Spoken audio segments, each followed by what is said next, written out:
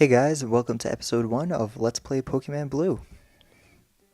Now, I realized that I already am playing Castlevania and Minecraft, but I figured I would add a third game to the mix just to keep things interesting and just to, have a nice variety of games, This is a turn-based strategy game, in case you didn't know. And if you didn't know, where have you been living? Was it under a rock? But it's a turn-based strategy, whereas Castlevania is a side-scrolling platformer, and Minecraft is Minecraft. That pretty much sums it up. So, I'm just gonna go with the default names, since I am not creative enough to come up with anything funny or witty. So I'll just stick with the defaults for now, just to keep things simple.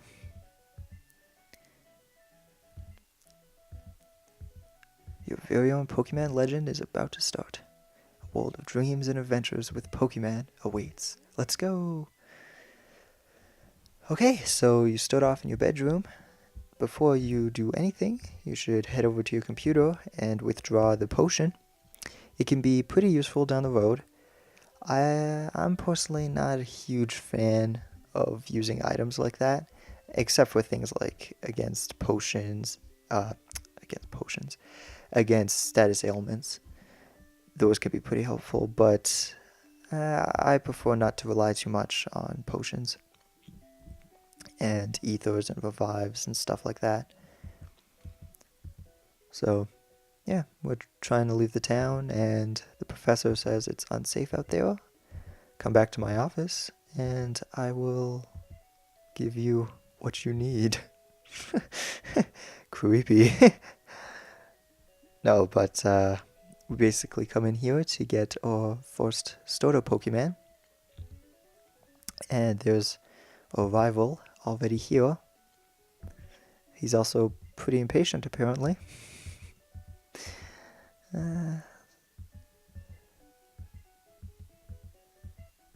So now he's gonna give us our first Pokemon.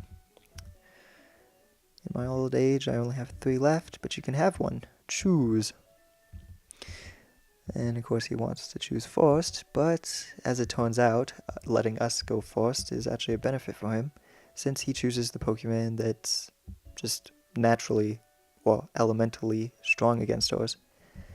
So, first off, we have Charmander. He's pretty powerful. He's probably the most powerful of the 3, especially against a lot of the grass and normal Pokemon we're going to be fighting in the wild early on. But he's weak against the first few gyms, so you gotta also keep that in mind. No, we do not want him, because next up we have Squirtle. Squirtle is a water-type Pokemon. He's super effective against the first gym, but it takes him a little longer to learn any really good moves.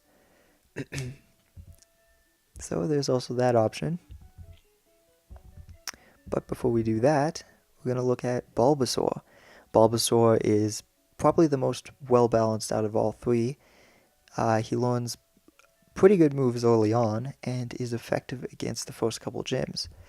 So he's usually the Pokemon that's suggested for people who are just starting playing the game. But since I've played before and we are playing Pokemon Blue, I decided to go with Squirtle. And with any luck, I will not be regretting that decision later on down the road. And we will not be giving nicknames to any of our Pokemon, because once again, I am just not creative enough in that area. And so, of course, he chooses Bulbasaur. Although in this situation, Bulbasaur isn't actually strong against Squirtle, it's just Squirtle isn't strong against Bulbasaur. So, yeah, I don't know. But before he lets us leave, our rival decides that he wants to battle us to try out our new Pokemon. Now, this is a fairly easy battle. You basically just have to keep saying tackle, since that's really all you really have right now. but with any luck, and I mean, I have lost this battle before, so it is possible, but for the most part, it's pretty easy. So we're just gonna keep using tackle, and while we're doing that, I'm going to explain a little bit more of this specific playthrough. Now, as you can already see around the border of the video, there are images and icons and yeah, really fancy stuff that took me a long time to do. Well, yeah, a couple days. But at the top right above the screen, there are 10 boxes. Now, those boxes indicate the Pokemon that you can catch in the area that I'm currently standing. So if I'm standing in a patch of grass, or if I'm standing on a route, like Route 1 that's right above the town, if I'm standing in any of those areas, the icons are going to change to the icon of the Pokemon that you can find. And right below them will also show the percentage of finding them. So that's a little add-on. And also to the right, like directly, and I lost right after saying that it was an easy battle. Alrighty then. But you really don't lose anything. It's just kind of if you win, you get an easy level up. So it can be helpful, but it's not necessary.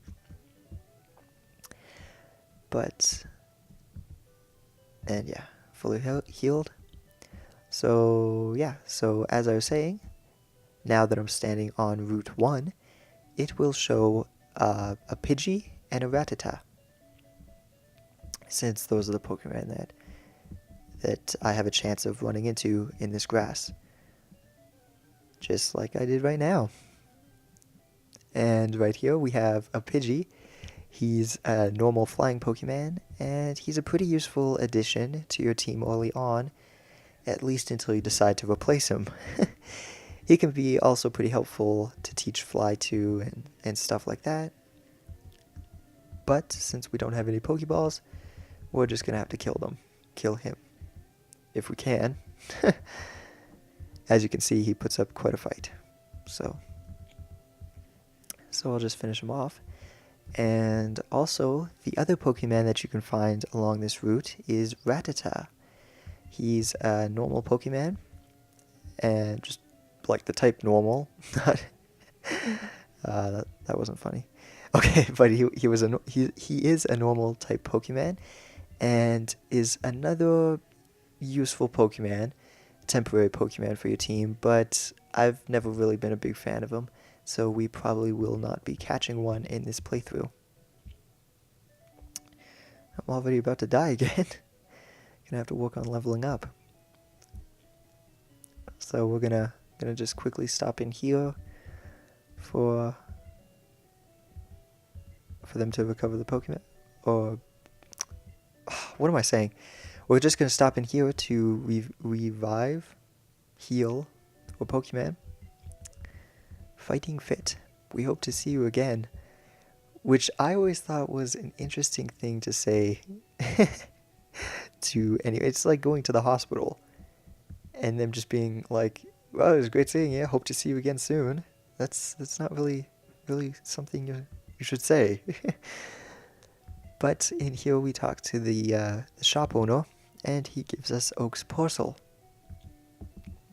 So now we have to take it back to Pallet Town, where we started off. So another thing to note is that I will not be, once I've run into a Pokemon in the wild, I will not be showing that battle again. So if I run into a Pidgey again, you will never know, because I'm just going to edit that out, just to, keep things from getting boring and repetitive. So that's just a heads up. I will still be leaving all Pokemon trainer battles that I run into, though. So if there is a Pidgey in one of those battles, that will be left in, just to clarify that. So if all of a sudden my levels take a leap, then it's because I was doing some just grinding battles for levels. So that kind of explains any sort of level inconsistency that you may notice. Because on the right hand side of the screen, in case you haven't already noticed, it indicates my current team, and it also shows their name and their level. So if those numbers kind of jump around a little bit, that's why. But also on that screen, we'll switch to basic information about any sort of Pokemon I run into or talk about. And it won't go into too much depth, but it'll cover the basics.